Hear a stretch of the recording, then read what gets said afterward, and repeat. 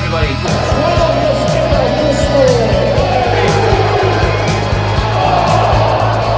Manchester United have now officially announced that Romelu Lukaku is a Manchester United player.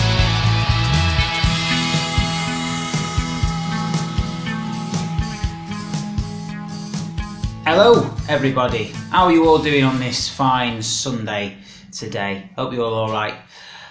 So I just wanted to do something a slightly different video, or just an add-on to what I've been doing recently, and just have a look back really, or have an assessment of the pre-season. Now we've come to the end of that, and also a bit of a preview of the new season that's about to start, as well as a couple of transfer reviews as well. I wanted to do this earlier in the week, but didn't quite have the time after the Sampdoria game, so I thought I'd pop that in today.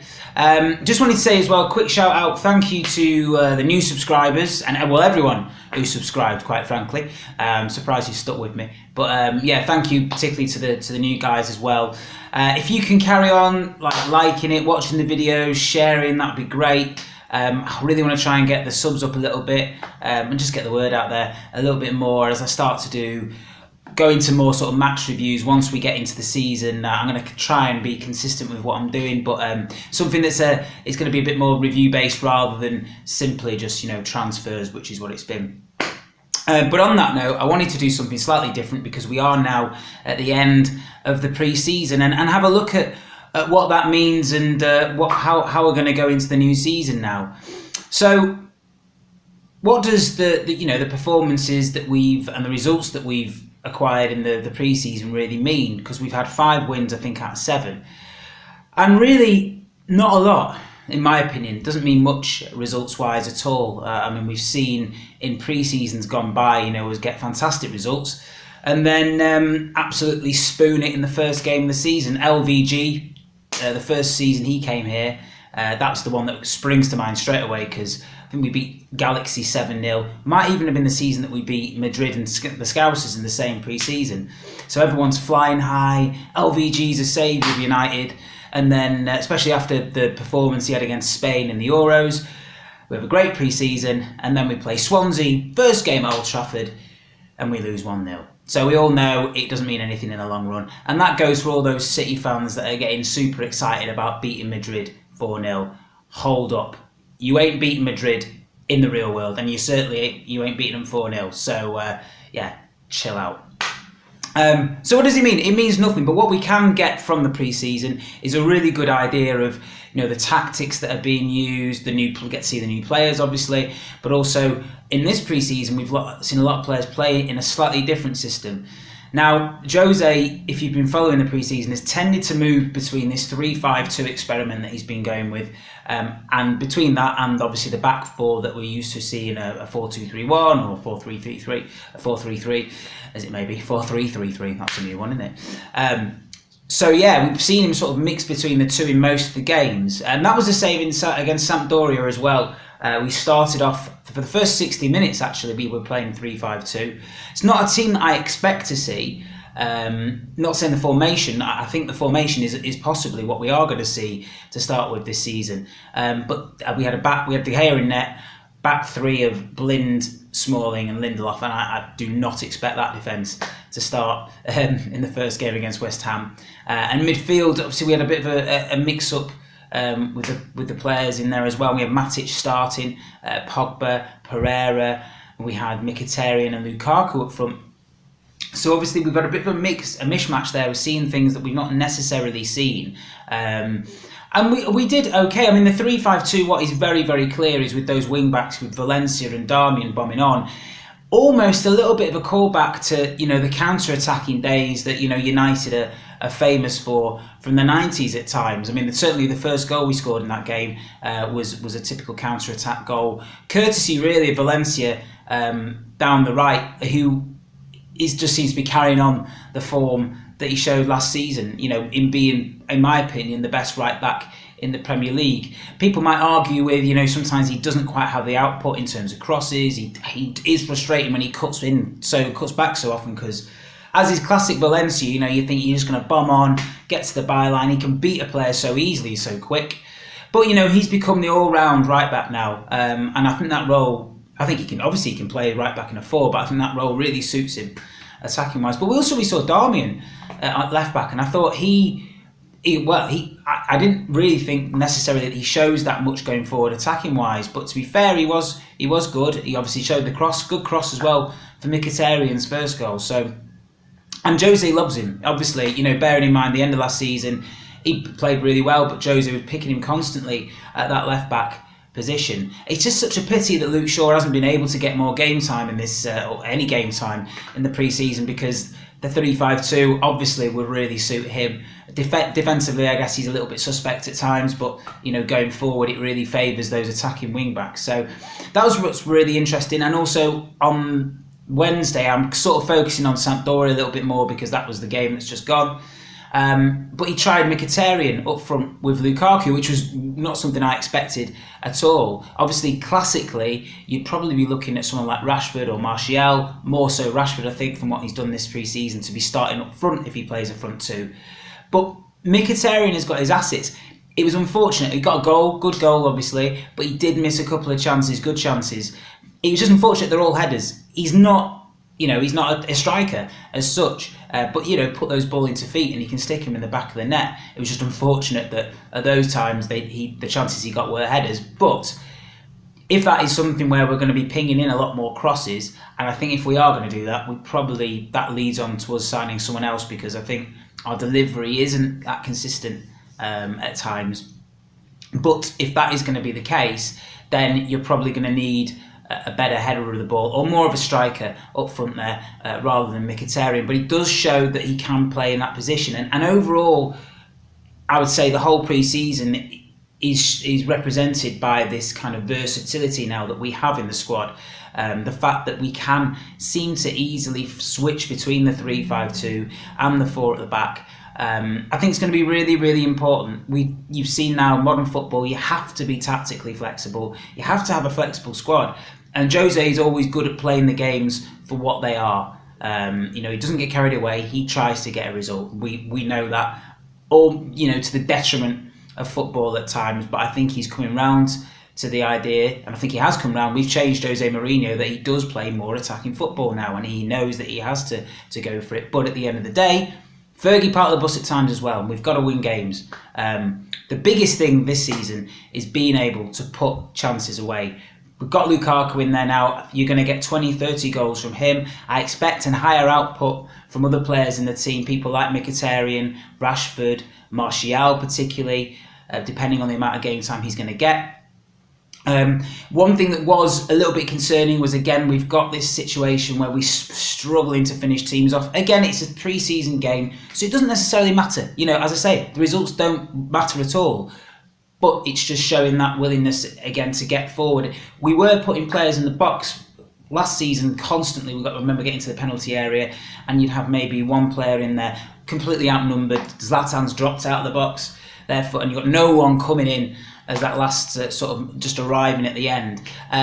What was great about what I've seen in this pre-season, we're getting more people forward.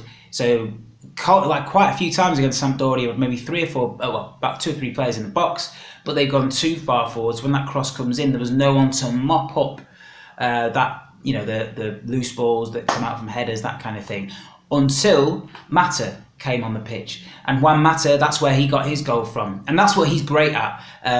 He's a different player, obviously, but he has that kind of instinct of, say, a Scholesy or a Lampard, when to arrive in the penalty area for those key chances. We struggle to have that, I think, especially from sort of a midfield attacking players. It's not really in the mindset. You look at the players like, Martial, Rashford are very direct. Obviously, they're up front, and they're going to be, attacking the goal directly. But those people coming in from midfield, we don't tend to have that. Maybe now that Pogba has Matic behind him, that will give him a bit more of a free role to do that. But he's never been, I don't think he's scored above 10 goals in a season, Pogba, which is why it always annoys me when people are like, oh, he's only scored this many goals. He's a midfielder, for God's sake. He's got nothing to do with how many goals you score. Obviously, we need everyone to pitch in, and I do expect him to grab a few more. But for me, I don't care what he's doing goal-scoring-wise. If he's creating, that's what he's in the team there for. He's in the team to be part of that midfield. And I honestly think that I think from the players that we've already got, Mkhitaryan, are going to really push on this season. But with that in mind as well, talked about Matic there. So Matic had his first 45 minutes, and I think it's pretty clear to see the qualities that he's going to give this team. You know, breaking up play, helps Jose control the game. Classically, we've seen it for him in Chelsea, and he's great. He's always in those positions to break up play, putting a couple of crunching tackles as well. But he's got a great, at the same time as well, he's got the distribution, and that's what we're really lacking. I think if we play a 3-5-2, he's perfect for that. Carrick is great, but he's slowing up now, and I really don't think that he can play as a sort of that defensive midfielder protection on his own. I think Carrick works better when he's got someone alongside him, like a Herrera. Obviously, I prefer to see Herrera slightly more forward, but if we're going to play, say, a 4-2-3-1, then you would expect Carrick to have someone to the side of him. If you're going to play that, you prefer not to have Matic there. It's a little bit defensive, but we might see that. Again, this squad has got to be versatile. I just don't want to see the situation where we get to 1-0, a bit like in this game. Not that we shut up shop, but we don't go for that second goal. That's what is important now, and that's why we didn't put teams away last year. Getting the first goal is important, but you've got to push on from there. But I think generally Matic, I think he's going to be quality for United. I really, really do. And going forward in this season now, I think we need a couple more additions. I would love a couple more additions, particularly, it's obviously we've been looking for a winger, more of an attacking player. I think, that would be really helpful for where we're at the present time. Talk about fullbacks. Yeah, that's still for me up for debate. In fact, I'll go into transfer reviews because I'm recording this on Sunday, by the way. I'm not sure if this is going to go out until Monday. But if I'm a bit delayed, do forgive me.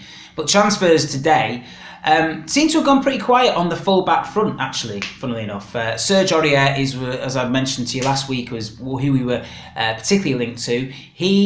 It seems to have gone on the back burner, to be honest. There's other teams that are in for him as well. But again, I think the guys are just waiting for this court case, which I think is on the 8th of August. I think that's the date. Because that's really, if it goes against him, then there's no way we're going to sign him anyway. They're touting 30 million for him. Would I pay 30 million for a reserve fullback? No, but we're in a mental time, aren't we, transfer-wise? It would mean, of course, that would limit the opportunities for our younger players like Timothy Fosu-Mensah, Antoine Zabi, who we've seen at right back. So I wouldn't like that. I prefer those guys to get a chance. But at the same time, Watford have been in for Timbo. They're asking for him to go on loan. And if it means he gets game time, maybe that would be a better choice. Especially if it's going to be in a position where he plays not just at right back, but also in that midfield position, which we all know that's where he belongs, really. So that one's gone a little bit quiet. This morning, what's mainly been the talk, actually, another fullback was Varela. So Varela, obviously, he wasn't part of the pre-season squad. He was on loan last year. I forgot the club he was on loan at, typical. And he obviously had some disciplinary issues there and was sent back to United. Doesn't look like Jose's a big fan of him, to be honest with you. I thought, he showed some real promise. I know he got done by Coutinho in that Europa League game a couple of years ago, but I thought he showed some real promise. I think he had a big injury last year as well, which kept him out for a lot of the season. So a loan would make sense, and probably not quite at the position where he can come in as a squad player now. But a loan would make sense. Benfica are a good team. It might be a good league for him. If I'm being honest, I think his days are numbered at United anyway. Jose doesn't fancy him, so it might be better for him, to go somewhere and get game time. He's talking about loan at the moment, but it's all reliant on whether they're going to get Douglas. I think as in Marca, I read that. Sports Witness that mentioned about that. So that's depending on whether they get Douglas. Actually, weirdly, another rumour. Just going to get to my little paper out here. So Dendoncker from Anderlecht, you might remember him. We played Anderlecht last year in the Europa League, and he had a couple of really good games against us. He's a defensive midfielder. He's only young. He's 22. His agent has come out and said that he needs a new challenge. It probably means, personally, I think he's probably touting for a better deal at Anderlecht. But 22, yeah, we've just signed Matic, so it wouldn't make sense. But he's young, Matic is not. We paid 40 million for Matic, and I think he will get a good 3-4 years out of him. But Jose, as this article alludes to, Jose's talked about staying at United for longer than the contract and longer than a few years. He wants to be here for a decade or so, which would be great if he does, because it means United are successful. And I think he's the man to take United forward. Dendoncker looked a decent player for 30 million. A young player like that, on it's not the biggest stage, but it's a Europa League knockout game against one of the biggest sides in the world. So he produced. I think he'd be a decent little signing for 30 million. Again, we don't know what's happening with Timbo. We want him to push the kids through, obviously, but it's good to have that kind of flow of team coming through. When these guys are getting older, we're going to lose Carrick pretty soon. Say Matic will be getting on, and we've always struggled to have that sort of steeliness in midfield. So quite frankly, the more we have, the better. Bale, again, is another one that keeps, it won't go away, and it'll never go away until the day he retires. A bit like Ronaldo. But this is all about the fact that Marca is saying that to fund Mbappe for Real Madrid, they need to get rid of Bale. And who's the team that gets linked to him all the time? It's Manchester United, but there's absolutely no foundation for it. I do think United have tried to get him at some point, or have certainly probed into that. Jose's press conference was quite interesting because he was saying, if he wants to go, or alluding to the fact if he wants to go, he needs to tell him. I don't think he wants to go. I think Bale would like to stay at Madrid, and I think he's probably just, if there is anything in it at all, he's just stalling a little bit to see what Madrid do and see what opportunities he's going to get. But he's been injury prone the last few years. Obviously, I'd love him at United. I think he'd be a great player. Would we get that much value for money? Probably not, because he's 28, 29 now, and he does miss quite a lot of the season. But at the same time, you can't get past that kind of quality. A quality player like that does only come along every so often, which is why Mourinho was right, I guess, about Neymar. As ridiculous as 200 million or near 200 million is, those players come along that once in a decade. We've been really lucky. The last 15 years, we've had 3 or 4 players that have probably been the best players of the last 100 years. So we've been very lucky recently, but we've got to put it all into context. But that is pretty much it for the transfers today. There was no other real news. Apparently, Independent saying we've struggled for a marquee signing this season. Well, if you pay 75 to 90 million, whatever it is, we've ended up paying for Lukaku. What's that? I know it's a mad transfer window, but it's just loose change now. I guess not a marquee signing. Just because it was done, I think, slightly differently. It was announced in America. It wasn't done wasn't a huge amount of fanfare about it. But yeah, I'm sorry, that's a pretty big marquee signing. And the whole thing was Griezmann was the man who was meant to be the marquee signing, but he's not come along. We shouldn't panic though. We shouldn't just buy someone for the sake of it. We don't want to get into that sort of Galactico thing where we just want to buy names for no reason, just because it makes the headlines. It's for me, we do need to strengthen, but as Jose has always done, we need to strengthen, in our particular areas, not just have an influx of big names. On that note, Perisic as well seems to have gone completely quiet. I've got a pretty nasty feeling it's not going to happen. Which when he first got linked to us, I wasn't a massive fan of him, to be honest. But he does have qualities that United could really use. Well, one thing I would say is in terms of outs, all the players that have been touted, Martial, Fellaini, Darmian, all look like mainstays in Jose's team. There's not one player like that who looks like they're on the way out. The only player I would say is really in defence, and that you could go for Smalling and Jones. I think they look very, very expendable as players. Smalling had an absolute shocking season last year. But who would buy him? That's the thing. Who would want Smalling at this point? I think he can do a squad job, but he's too much of a liability for me. But bar that, doesn't look like there's going to be too many outs for Manchester United. And let's look forward to a new season. I think we've had a decent pre-season. It'll be interesting to see how he plays and lines up against Real Madrid in the Super Cup, because as much as it's not, a competitive game as such, there's something to be won from it. I think Jose will want to win that, and I think he'll also want to beat Madrid as well. So that'll be a good put. It'll be a good sort of tester to see where we're at in terms of quality at the moment, in terms of our pre-season, and in terms of the systems that we are going to implement. But I shall be back for another probably match review starting out now. I'm probably not going to be doing too many more transfer reviews, although maybe I may do one or two this week. But probably the next time you see me will be after the West Ham game. So please like the videos, share the videos if you can. I want to get the subscriber count up, but thank you to everyone who has subscribed already, and have a good rest of your weekend.